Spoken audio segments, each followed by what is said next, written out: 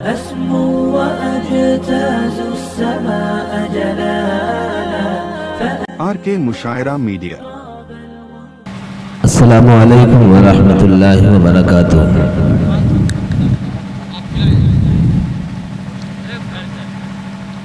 الحمد للہ رافع الدرجات لمن انخفض لجلالہ وفاتح البرکات لمن انتصب للشکر افضالہ، والصلاة والسلام على من مدت عليه الفصاحة رواقها وعليه البلاغة نطاقها۔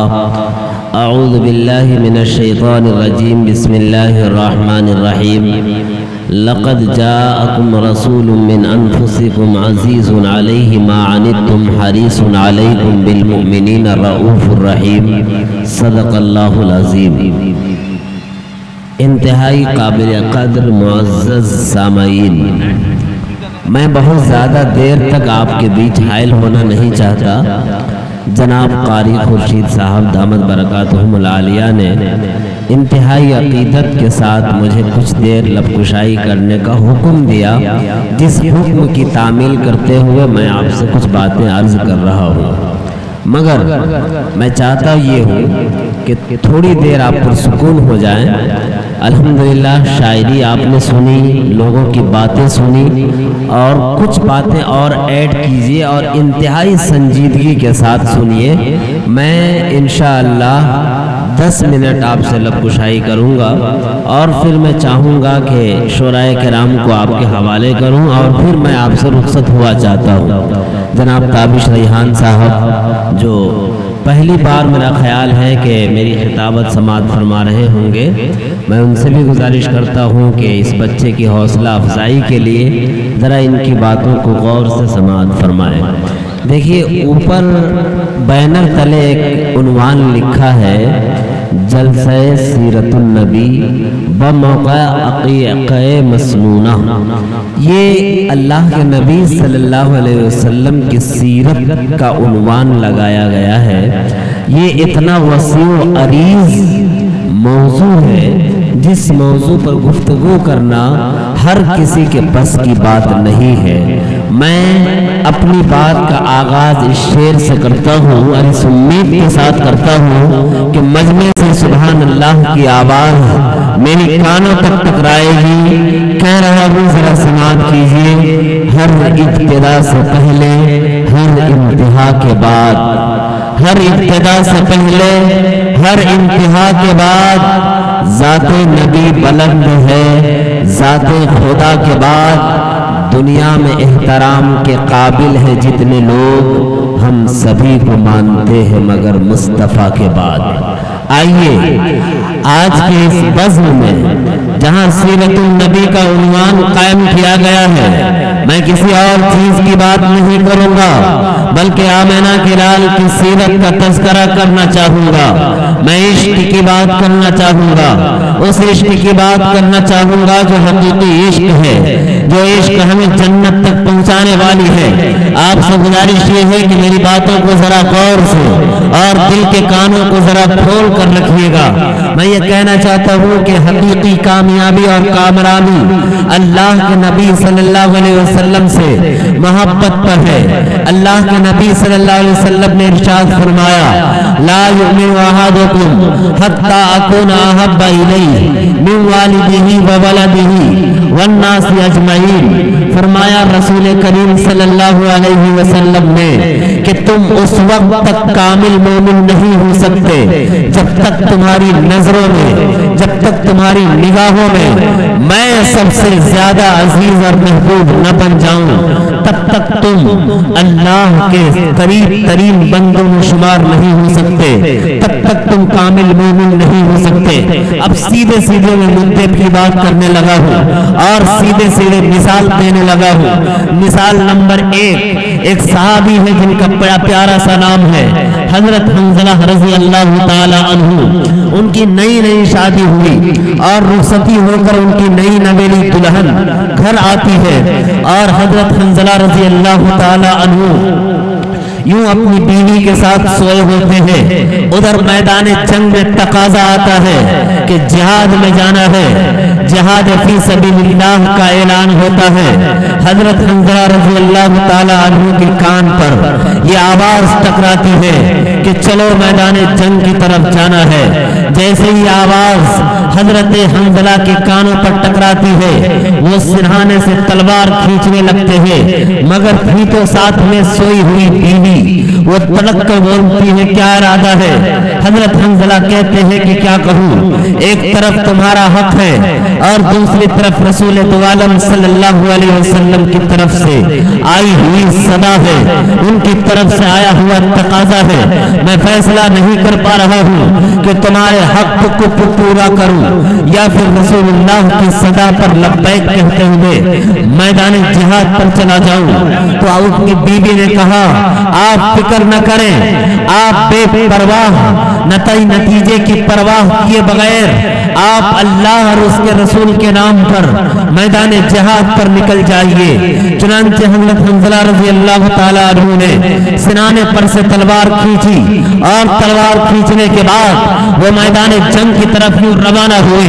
और जैसे ही रवाना हुए, बीवी की मोहब्बत में जोश मारा और फिर बीवी ने कहा, ऐ मेरे शौहर, आप आम जगह पर नहीं जा रहे हैं, बल्कि आप मैदान जंग में जा रहे हैं। कुफ्फार और मुशरिकीन का सामना हो रहा है, जहां पर जान की बाजी खेली जाएगी। ऐ मेरे शौहर, पता नहीं आप मैदान जिहाद में जाने के बाद जिंदा लौट कर आएंगे या फिर आपकी लाश वहां पर वापस आएगी, इसकी कोई गारंटी नहीं है। इसलिए मैं चाहती ये हूँ कि जाने से पहले एक बार में अपना दीदार करा दीजिए, ताकि मैं एक बार जी भर के मैं आपको देख लूं और अपना कलेजा ठंडा कर लूं। तो उस वक्त हजरत हंज़ला रज़ी अल्लाह ताला अन्हु ने जवाब दिया था, अपना रुख मैदान की तरफ मोड़ दिया और कहा, है मेरी चहेती बीवी, बेशक तुम्हारी मोहब्बत मेरे दिल में है और तुमसे मोहब्बत करना ये तुम्हारा हक है, मगर एक तरफ तुम्हारी मोहब्बत है और दूसरी तरफ मोहम्मद की मोहब्बत है। अगर मैं पलट कर देखता हूँ तुम्हारी तरफ तो मोहम्मद की मोहब्बत में कमी आ जाएगी। हजरत हंज़ला रज़ी अल्लाह ताला अन्हु ने कहा, मेरा ये चेहरा मोहम्मद रसूलुल्लाह की आवाज की तरफ जा चुका है, पलट कर तुम्हारी तरफ नहीं देख सकता हूँ। ये इश्क हजरत हंज़ला रज़ी अल्लाह ताला अन्हु का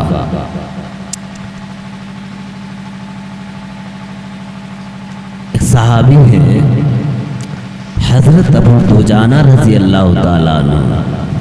तवज्जो दीजिएगा, हजरत अबू दुजाना रज़ी अल्लाह ताला अन्हु, मौका है जंगे उहुद का और कुफ्फार व मुशरिकीन चारों तरफ से अल्लाह के नबी सल्लल्लाहु अलैहि वसल्लम का मुहासरा किए हुए, घेराव किए हुए और चारों तरफ से तीरों की बरसात हो रही है। हजरत अबू दुजाना रज़ी अल्लाह ताला अन्हु सामने खड़े हो गए और जो तीर कुफ्फार की तरफ से आ रही थी उसको वो अपने पीठ से रोक रहे थे। समझ में आ रही ना बात मेरी? अपनी पीठ से रोक रहे थे। तो किसी एतराज करने वाले ने एतराज कर दिया, किसी पूछने वाले ने पूछ लिया, ऐ अबू दुजाना, ये क्या बुज़दिली है? तुम तो कहते हो कि तुम आशिक़ रसूल हो और तुम्हारे सीने में अल्लाह के नबी सल्लल्लाहु अलैहि वसल्लम की मोहब्बत है, मगर ये क्या बुज़दिली है कि तुम पीठ पर तीर खा रहे हो और रसूलुल्लाह की हिफाजत कर रहे हो? अगर वाकई तुम्हें नबी से इश्क है तो फिर मर्दों की तरह सीने पर तीर खा, फिर रसूलुल्लाह की हिफाजत कर। तो हजरत अबू दुजाना रज़ी अल्लाह ताला अन्हु ने जवाब दिया और कहा, ये बात तुम्हारी सही है कि मुझे मर्दों की तरह सीने पर तीर खाना चाहिए था, फिर रसूलुल्लाह की हिफाजत का फरीजा अंजाम देना चाहिए था, मगर मैंने सोचा कि अगर मैं अपना सीना तीर की तरफ कर दूं تو پیٹھ رسولullah کی طرف ہو جائے گی، اور ابو دجانہ کو یہ گوارا نہیں ہے کہ اس کی پیٹھ کسی بھی آل و رسولullah کی طرف ہو۔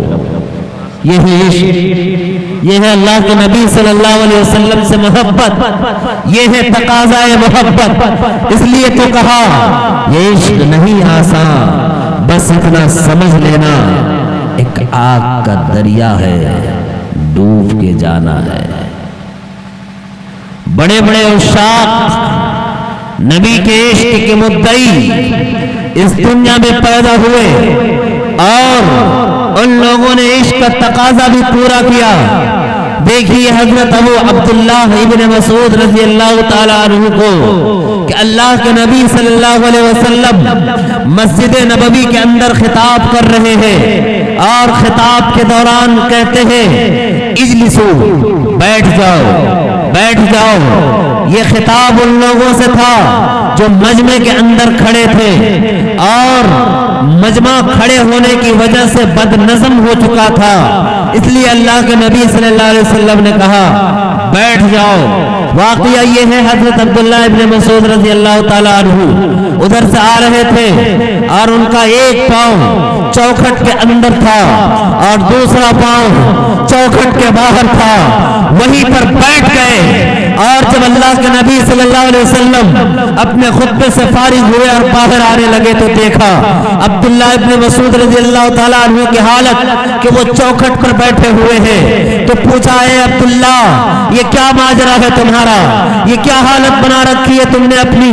اگر تمہیں آنا تھا تو اندر آ کر بیٹھتے، اگر تمہیں باہر رہنا تھا تو باہر ہی رہتے، یہ کیا بات ہو گئی کہ تم چوکھٹ پر بیٹھ گئے ہو؟ تو عبداللہ ابن مسعود رضی اللہ تعالیٰ عنہ نے جواب دیا تھا یا رسول اللہ میں کرتا تو کیا کرتا، میری کان میں آواز ٹکرائی کہ لوگوں بیٹھ جاؤ لوگوں بیٹھ جاؤ۔ یا رسول اللہ جس وقت میری کانوں سے آواز ٹکرائی اس وقت میرا ایک پاؤں چوکھٹ کے اندر تھا اور دوسرا پاؤں چوکھٹ کے باہر تھا۔ یا رسول اللہ میری ہمت نہیں ہو پائی کہ آپ کی زبان سے کوئی حکم نکلنے کے بعد میرا ایک قدم بھی آگے بڑھے۔ یہ ہے عشق۔ اللہ کے نبی صلی اللہ علیہ وسلم نے تمام انسانوں کو جینے کا سلیقہ سمجھایا اور بتایا، اور کامیابی کا مدار بھی رکھا اپنی اتباع پر، اپنی تابعداری پر اور اپنی محبت پر۔ ایک بات صرف کہہ رہا ہوں، سیرت کا پورا عنوان انشاءاللہ میں چاہوں کوشش یہ ہوگی کہ اس 2 منٹ میں وہ بات کہہ جاؤں جو سیرت کا نچوڑ ہے۔ ایک کتاب مائیکل ہارڈ نے لکھی ہے، میں ہر جگہ اس کا حوالہ دیتا ہوں۔ اس کتاب کا نام ہے The 100، اردو میں اس کتاب کا نام ہے 100 عظیم آدمی۔ 100 عظیم آدمی کا مطلب انہوں نے عنوان قائم کیا ہے کہ اس دھرتی میں جتنے مہان انسان ہوئے ہیں، جتنی عظیم شخصیتیں ہوئی ہیں، ان کا تذکرہ انہوں نے اس کتاب میں کیا ہے، اور سب سے پہلے نمبر پر ان کا کیا ہے تو اس دھرتی پہ سب سے بڑے ہیں، سب سے مہان ہیں اور سب سے عظیم ہیں۔ آپ سوچ رہے ہوں گے ایک کرسچن اور ایک عیسائی جب اپنا قلم اٹھاتا ہے اور حضرت آدم علیہ السلام سے لے کر اس کتاب کے لکھنے تک کی تمام ہستیوں کا، تاریخ کا مطالعہ کرتا ہے، اتہاس کا مطالعہ کرتا ہے، تو ایک نام کا اندراج کرتا ہے اور ایک نام لکھتا ہے۔ تو ایک عیسائی کا ہونے کا تقاضا یہ تھا، ایک کرسچن ہونے کا تقاضا یہ تھا کہ وہ قلم اٹھاتے اور سب سے پہلے اس کائنات میں سب سے عظیم ہستی کا نام حضرت عیسیٰ علیہ السلام رکھ دیتے، کسی پادری کا تذکرہ کر دیتے یا پھر کسی سیٹ پال کا تذکرہ کر دیتے، مگر قربان جائیے آقا نامدار صلی اللہ علیہ وسلم کی عظمتوں پر، آپ کے تقدسوں پر، جن کا احترام پوری انسانیت کرتی ہے، جن کا احترام پوری مخلوق کرتی ہے۔ جب مائیکل ہارڈ نے قلم اٹھایا تو سب سے پہلے پر لکھا کہ اس کائنات پر سب سے عظیم ہستی کا نام محمد بن عبداللہ صلی اللہ علیہ وسلم ہے۔ اور پھر انہوں نے ایک اعتراض قائم کیا اور کہا ہو سکتا ہے کہ میری قوم کے ذہن و دماغ میں یہ اعتراض پیدا ہو کہ عیسائی ہونے کے باوجود تم نے فرسٹ نمبر پہ حضرت محمد صلی اللہ علیہ وسلم کا تذکرہ کیوں کیا؟ عیسائی ہونے کا تقاضا یہ تھا کہ سب سے پہلے عیسیٰ علیہ السلام کا تذکرہ کرتا۔ تو مائیکل ہارٹ نے جواب دیا اے لوگوں سن لو، سب سے پہلے میں نے محمد کا تذکرہ اس لیے کیا ہے کیونکہ میں نے پوری تاریخ انسانی کا مطالعہ کیا اور میں اس نتیجے تک پہنچا کہ ہر انسان جو آیا ہے تو جب تک وہ زندہ رہا ہے، بیدار ہوئیے اور توجہ دیجیے، جب تک وہ زندہ رہا ہے تب تک اس کا بول بالا ہوا ہے، تب تک اس کے نام کی گونج چلی ہے، تب تک اس کا نام لیا جانے لگا ہے۔ یہ پہلی ہستی جس کا نام محمد ہے، جب وہ موجود تھا تو اس کا تذکرہ اسی آن بان کے شان لیا جاتا تھا۔ جب وہ پردہ فرما گیا تو آج بھی پوری کائنات میں کوئی ایسا خطہ نہیں ہے جہاں محمد کا نام نہ لیا جاتا ہو، کوئی ایسا کونا نہیں ہے جہاں محمد کے دیوانے نہ بستے ہو، کوئی ایسی زمین کا ٹکڑا نہیں ہے جہاں محمد کی صدا نہ گونجتی ہو۔ پوری کائنات میں کوئی ایسا لمحہ نہیں گزرتا جس لمحہ میں محمد کا نام نہ لیا جاتا ہو۔ یہ تمام حقائق ہمیں یہ بتاتے ہیں اور مٹی کی یہ تمام فضائیں چیخ چیخ کر گواہی دیتی ہے کہ محمد کی جیسا زمانے میں کوئی بھی نہیں ہے۔ یہ مائیکل ہارٹ کا تبصرہ ہے۔ ایک بات انہوں نے اور لکھی، بڑی توجہ چاہتا ہوں۔ انہوں نے لکھا کہ پوری کائنات میں کوئی ایسا انسان نہیں ہے جس کی زندگی کی پوری ہسٹری محفوظ کر لی گئی ہو۔ پہلی ہستی ہے محمد صلی اللہ علیہ وسلم، جن کی پیدائش سے لے کر پردہ فرمانے تک تمام حالات آئینے کی طرح، آپ کھاتے کیسے تھے، آپ پیتے کیسے تھے، آپ دکھتے کیسے تھے، آپ رہتے کیسے تھے، آپ بولتے کیسے تھے، آپ چلتے کیسے تھے، آپ کام کیسے کرتے تھے، آپ معاملات کیسے کرتے تھے، آپ اپنوں کے بیچ کیسے رہتے تھے، آپ غیروں کے بیچ کیسے رہتے تھے، آپ سوتے کیسے تھے، آپ کھاتے کیسے تھے، آپ پیتے کیسے تھے۔ الغرض زندگی کا ہر موڑ محفوظ کر لیا گیا ہے۔ یہ پہلی ہستی ہے جن کی زندگی آئینے کی طرح صاف ہے۔ ہم اللہ تعالیٰ سے دعا کرتے ہیں کہ اللہ تعالیٰ ہمیں جناب محمد رسول اللہ صلی اللہ علیہ وسلم سے محبت نصیب فرمائے۔ صرف ایک بات، بہت ساری باتیں ہیں، جس عنوان کو ہم نے چھیڑا ہے وہ عنوان اتنا گہرا اور وسیع ہے کہ اس پر گھس پانا اس کم وقت میں بہت مشکل کام ہے۔ مگر اب آئیے عنوان سے ہٹ کر میں چاہتا ہوں کہ 1 منٹ میں کچھ کام کی باتیں کہوں۔ اسی مصطفیٰ نے جس کا تذکرہ ابھی ہم نے کیا ہے، پوری انسانیت کو جینے کا سلیقہ سمجھایا اور سکھایا ہے، اور اصل کامیابی کا مدار اسی پر رکھا ہے کہ ہر انسان اپنی زندگی میرے طریقے کے مطابق کر لے۔ اور پھر فرمایا بہت ساری باتیں آپ کے فرمان میں سے ہیں، مگر ایک حدیث صرف اللہ کے نبی صلی اللہ علیہ وسلم نے کہا اے مومنو تم مسلمان بن کر جیو۔